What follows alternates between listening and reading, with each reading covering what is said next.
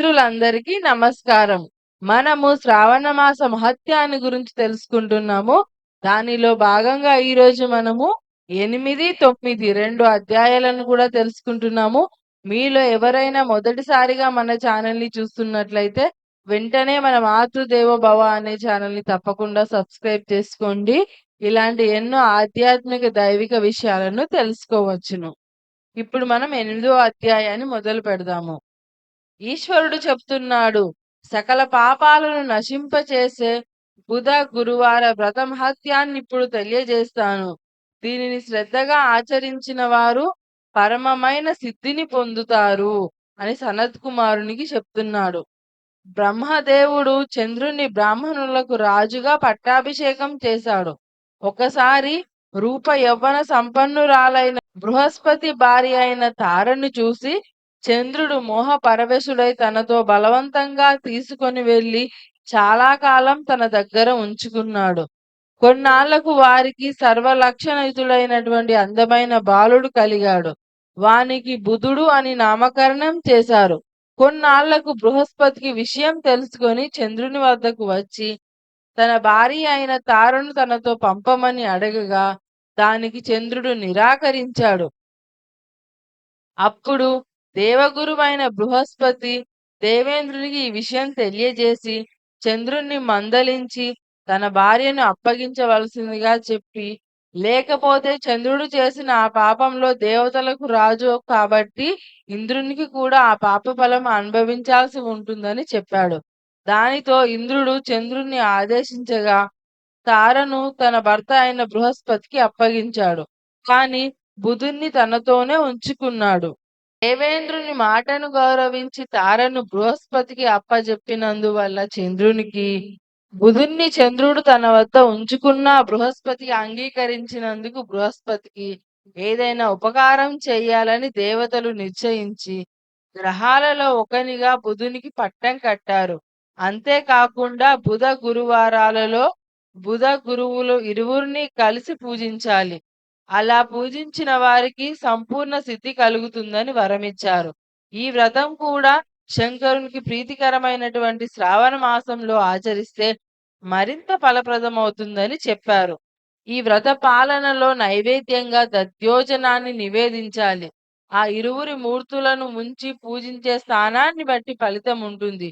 ఊయాలపై లిఖించి పూజిస్తే దీర్ఘాయుష్మంతులు అవుతారు. సకల గుణాలున్నటువంటి పుత్రులు కలుగుతారు. కోశాగారంలో పెట్టి పూజిస్తే కోశాగారం అక్షయంగా ధనాదులను వృద్ధి చెందుతాయి. వంటశాలలో పూజిస్తే అన్నాదులకు లోటు రాదు. పూజా మందిరంలో పూజిస్తే ఆ దేవతల అనుగ్రహం కలుగుతుంది. పడక గదిలో పూజిస్తే భార్య వియోగం కలగదు. ధాన్యపు గదిలో పూజిస్తే ధాన్యాభివృద్ధి జరుగుతుంది. ఈ విధంగా దేనిని ఉద్దేశించి పూజిస్తే ఆయా ఫలితాలు పొందుతారు. ఇలా ఈ వ్రతాన్ని 7 సంవత్సరాలు చేసి ఉద్యాపన చేయాలి. ఉద్యాపన చేసే ముందు రోజు జాగరణ చేయాలి. బంగారంతో లేదా మరేదైనా ధాతువుతో వారి శక్తి కొలది బుధ బృహస్పతుల మూర్తులను చేయించి షోడశోపచారాలతో పూజించాలి. పూజ అయ్యాక తిలలు, నెయ్యి, చరువు, అపమార్గ రవి సమిధలతో హోమం చేసి పూర్ణాహుతి గావించాలి. తరువాత ప్రయత్నపూర్వకంగా మామగారు మేనల్లునితో కలిసి భోజనం చేయాలి. బ్రాహ్మణులకు పరివారం అందరికీ భోజనం పెట్టాలి. ఇలా చేసినందువల్ల కోరికలన్నీ తీరి సుఖ సంతోషాలతో ఉంటారు. ఎవరైనా విద్యను అర్థించి ఈ వ్రతాన్ని చేస్తే వారు వేదాది శాస్త్రాలలో ఉద్దండులవుతారు. ఎందుకంటే బుధుడు బుద్ధిని తెలివితేటలను ఇవ్వగా గురువైన బృహస్పతి గురుత్వ స్థానాన్ని ప్రసాదిస్తాడు. ఇది విన్న సనత్ కుమారుడు అడుగుతున్నాడు, ఓ పరమేశ్వరా, ఈ బుధ గురువారాల వ్రతం గురించి చెప్తూ మామగారిని మేనల్లునితో కలిసి భోజనం చేయాలని చెప్పారు. దానికి కారణమేమో నాకు చెప్పవచ్చును అంటే తెలియజేయవలసిందిగా వేడుకుంటున్నాను. ఈశ్వరుడు చెప్తున్నాడు, పూర్వకాలంలో ఒకానొక మేనమామ మేనల్లుడు దీనావస్థలో జీవించేవారు. వారు ఇంటింటికి భిక్షాటనకి వెళ్ళేటప్పుడు శ్రావణ మాసంలో ప్రతి వారం వివిధ దేవతా వ్రతాలు ఆచరించే వారిని చూసేవారు. కానీ బుధ, గురువారాలలో వారు ఎవరిని ప్రత్యేకించి పూజించలేదు అని అనుకొని విచారించి బుధ గురువులను ప్రతి బుధ గురువారాల్లో తాము పూజించాలని నిశ్చయించుకున్నారు. కానీ ఆ వ్రత విధానం తెలియదని చాలా బాధపడ్డారు. ఆ రాత్రి వారికి కలలో బుధుడు బృహస్పతి కనిపించి వ్రత విధానాన్ని తెలియజేశారు. దానితో వారు ఆనందించి ఈ వ్రతం చేయసాగారు. ఆ వ్రతం ఆచరించిన నాటి నుంచి రోజు రోజుకి వారు సంపన్నులు కాసాగారు. ఆ వచ్చే సంపద కూడా వృద్ధి చెందుతూనే ఉంది.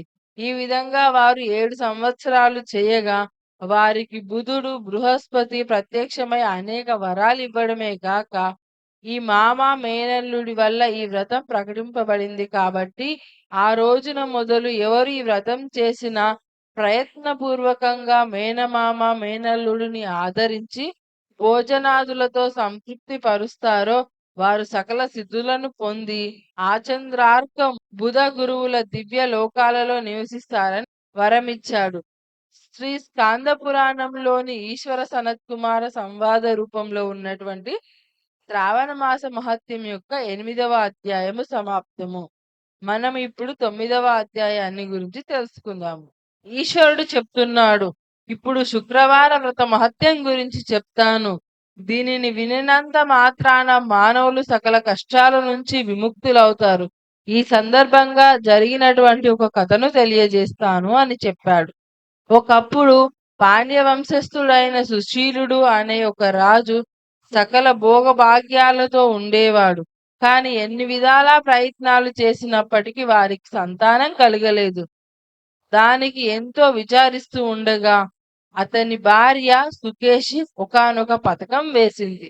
తాను గర్భవతి అయినట్లుగా తన కడుపు పైన వస్త్రాలు చుట్టుకొని నటించేది.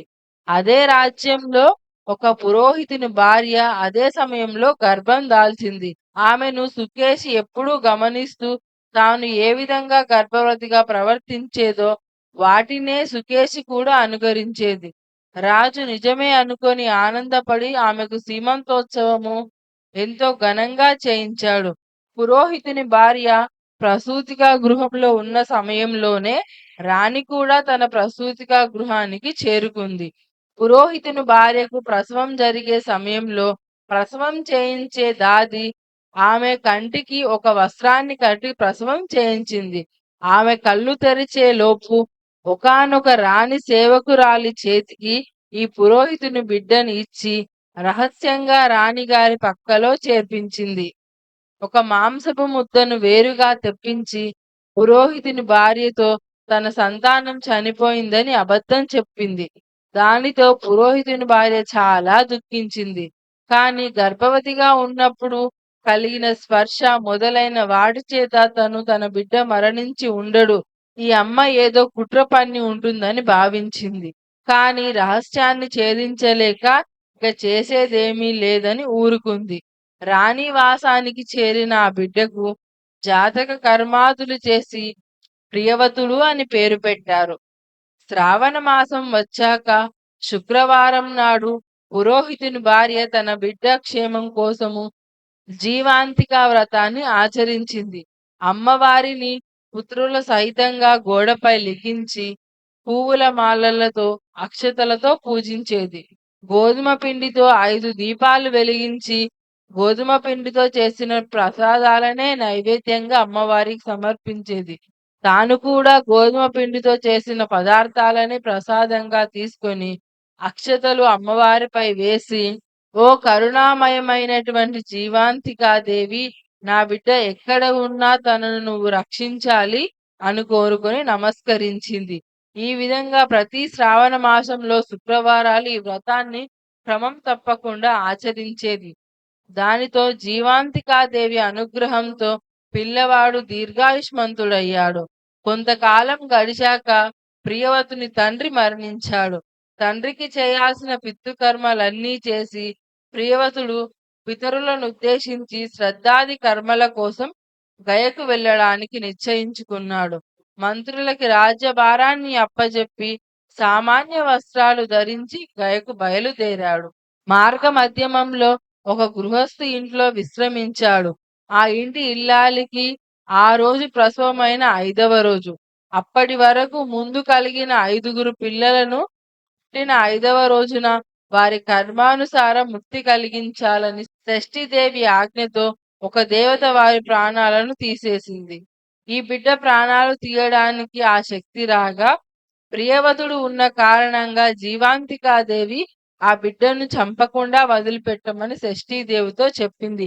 సరేనని షష్ఠీదేవి విడిచిపెట్టింది. దానితో ఆ దంపతులు ఆనందించి ఆ రాజుకు కృతజ్ఞతలు తెలిపారు.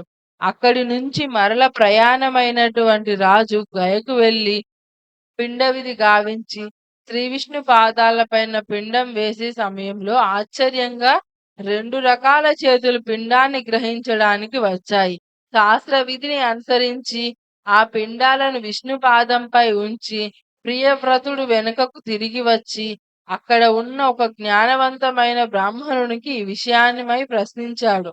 ఇద్దరు తండ్రులుంటే ఇలా జరుగుతుందని చెప్పి తన తల్లిని ఈ విషయమై అడగమని చెప్పాడు.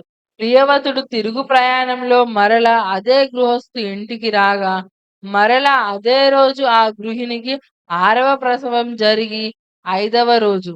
ఆ రోజు కూడా షష్ఠీదేవి తన శక్తిని ఆ బిడ్డ ప్రాణాలు తీయడానికి పంపించింది. ఆ సమయంలో కూడా మరల రాజు ఉండడం వల్ల జీవాంతికాదేవి షష్ఠీదేవిని వారించింది. అప్పుడు షష్ఠీదేవి కారణం అడిగితే జీవాంతికాదేవి చెప్పింది. శ్రావణ మాసంలో వచ్చే శుక్రవారాలు ఈ రాజు తల్లి చాలా భక్తిగా క్రమం తప్పకుండా నా అర్చన చేస్తుంది. ఈ వ్రత నియమాలన్నీ పాటిస్తూ ఆకుపచ్చని వస్త్రం, రవిక, గాజులు నాకు ఇష్టం ఉండవని నాకు సమర్పించదు. తాను ధరించదు. బియ్యం కడిగిన నీరు ఎప్పుడూ దాటదు. పచ్చని ఆకులతోనున్న మండపం క్రిందికి ఎప్పుడూ వెళ్ళదు. పచ్చగా ఉండే కూరలు కూడా ఎప్పుడూ తినదు. ఇదంతా నాకు ప్రీతిని కలిగించడానికి ఆమె నిష్ఠతో ఆచరిస్తుంది కాబట్టి ఆమె పుత్రుడిని నేను రక్షించడమే కాక ఆమె పుత్రుడు ఉన్న చోట పిల్లలు ఎవరికీ హాని జరగకుండా చూస్తాను అని చెప్పింది. ఇదంతా నిద్రను అభినయిస్తున్నటువంటి ప్రియవ్రతుడు విన్నాడు. రాజ్యాన్ని చేరుకొని తల్లిని జీవాంతిగా వ్రతం చేస్తున్నావా అని ప్రశ్నించాడు. దానికి తల్లి ఆ వ్రతం గురించి కనీసం నేనెప్పుడు వినలేదని చెప్పింది. దానితో రాజు గయకు వెళ్లి వచ్చినందుకు గాను ఒక బ్రాహ్మణ సంతర్పణ దానాలు ఏర్పాటు చేయిస్తున్నట్టు ప్రకటించాడు. భటుల చేత అందరికీ ఆకుపచ్చని వస్త్రాలు పంపించి అవి కట్టుకురమ్మని చెప్పించాడు. దానికి ఈ పురోహితుని భార్య ఆకుపచ్చనివి కట్టుకోనని చెప్తే ఎర్రని వస్త్రాలు పంపించాడు. ఈ విషయం భటులు రాజుతో చెప్పారు. రాజసదనానికి అందరూ వచ్చే తూర్పు ద్వారంలో బియ్యం కడిగిన నీళ్లు పోయించాడు.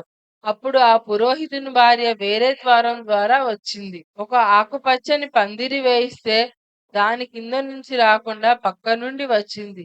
ఇవన్నీ రాజు గమనించి ఆ పురోహితుని భార్య వద్దకు వచ్చాడు. ప్రియవ్రతుడిని చూడగానే పురోహితుని భార్య స్తన్యాల నుండి ఆమెకు తెలియకుండానే క్షీరం రాసాగింది. దానితో సందేహం వచ్చిన రాజు పెంచిన తల్లిని దయతో నిజం చెప్పమని ప్రాధేయపడగా ఆమె జరిగినదంతా వివరంగా తెలియజేసింది. దానితో జన్మనిచ్చిన తల్లిదండ్రులను కలుసుకొని ఎంతో ఆనందించాడు. తన కన్న తండ్రి బతికి ఉండగా మరి గయలో 2 చేతులు కనబడడం అనే విషయం సందేహంగా ఉండి అదే ఆలోచిస్తూ ఉండగా స్వప్నంలో జీవాంతికాదేవి కనబడి ప్రియవ్రతునికి విషయం తెలియజేయడానికి తాను కల్పించిన మాయ వల్ల అలా జరిగిందని తెలియజేసింది. ఆనాటి నుంచి రాజ్యంలో అందరినీ శ్రావణ శుక్రవారాల సమయంలో జీవాంతిక వ్రతాన్ని ఆచరించమని చెప్పి ఆచరింపజేయసాగాడు. ఈ వ్రతానుష్ఠానం వల్ల సంతానము, ఆయురారోగ్యాలు అభివృద్ధి చెందడమే కాక కోరిన కోరికలు కూడా తీరుతాయి. శ్రీ స్కాంద పురాణంలోని ఈశ్వర సనత్ కుమార సంవాద రూపంలో ఉన్నటువంటి శ్రావణ మాస మహత్యంలో 9వ అధ్యాయము సమాప్తము. మళ్ళీ మనము 10వ అధ్యాయంతో మళ్ళీ కలుసుకుందాము. ఈ వీడియో మీ ఫ్రెండ్స్ అండ్ ఫ్యామిలీకి తప్పకుండా షేర్ చేయండి. మన మాతృదేవ భవ అనే ఛానల్ని సబ్స్క్రైబ్ చేసుకోండి. పక్కన ఉన్నటువంటి గంట సింబల్ని నొక్కడం ద్వారా మేము పెట్టే వీడియో నోటిఫికేషన్స్ అనేవి మీకు వస్తూ ఉంటాయి.